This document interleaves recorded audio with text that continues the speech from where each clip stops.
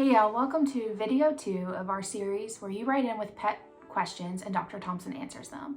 This week we are focusing on anxiety because it's one of the more commonly brought up topics when clients bring in their pets, correct? Yep, I agree. I hear this question all the time in the exam room. All right. Question number 1. 5-year-old dog has panic attacks triggered by high-pitched noises like fire alarms, cell phones, appliances beeping, and noises on TV. What are ways we can deal with unexpected triggers? Does he need full-time meds or behavioral training? In this particular situation, he probably needs both.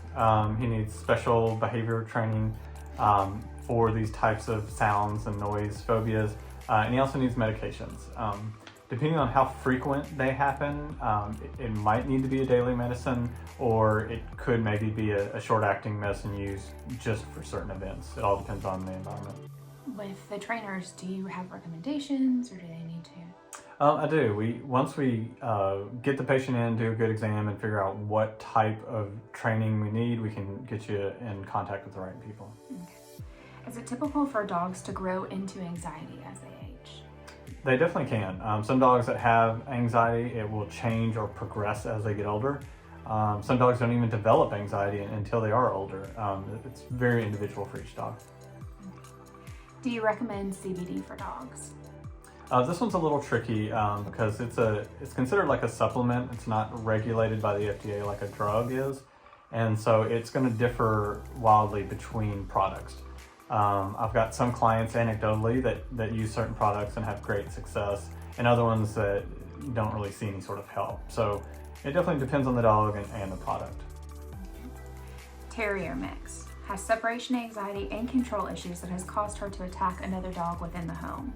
Currently taking Prozac doesn't work. Other than crating, what can I do to reassure that she won't attack the other dog? This one's kind of tricky, and it can be really scary to owners when dogs are fighting and attacking each other. So, and this is specifically a question I get a lot. As far as the Prozac goes, there's nothing wrong with that medicine. It works great for a lot of dogs.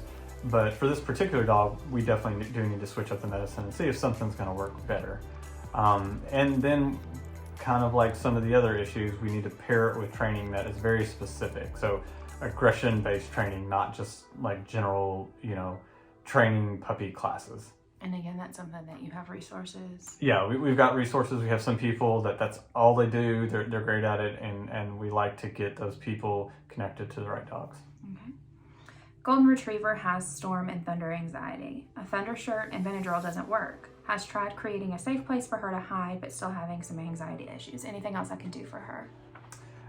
It sounds like they've already got a good start. They, tried the thunder shirt, they tried the safe place, and so the tricky part with those things are, as far as my clients go, I have some dogs that respond great to the thunder shirts, some dogs don't.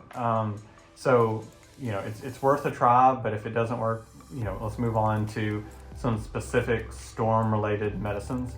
We have some that react quickly once they're in the system, but don't last a really long time. So they're perfect for the situation of a storm. And if this is something where we want to try to get the medicine on board before the storm hits, but I know it's not always possible here in the Gulf Coast. So the short, fast-acting medicines would work even if the storm already started? Yeah, they will help.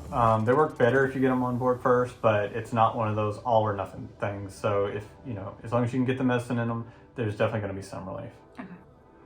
A toy poodle who is 5 has car riding anxiety. We're almost limited to where we can go because of it. Please help. This one is kind of in that same category as the storms because it's a particular event, not just an anxiety that occurs all the time. The good thing about this one is we can control when that happens, unlike a storm. So there's medicines that we can use that work really well for travel and storm anxiety. And in this situation, we can have a specific time frame to get the medicine on board before we were to get in the car. All right. That's all the questions we have for this week with anxiety. If these questions prompted new questions, or if your question needs more answers, drop us a question or a comment below, or you can send us an Instagram message or a Facebook message if you direct to do it privately, and we will definitely answer them. We aren't really sure what we're going to talk about next week, so if you have suggestions for that, we would love it, but that's it for this week. Thank you so much. Thank you so much. Thank you for the questions. Bye.